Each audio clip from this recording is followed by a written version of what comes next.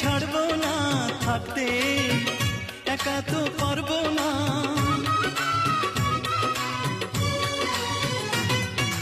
না না ভেঙো না আমার মন, আমি তোমার খুব আপন জন। মিষ্টি মিষ্টি কথায় আমার একটু বলে যাও, ও সাথী আমার তুমি কেন চলে যাও, ও সাথী আমার তুমি কেন চলে যাও।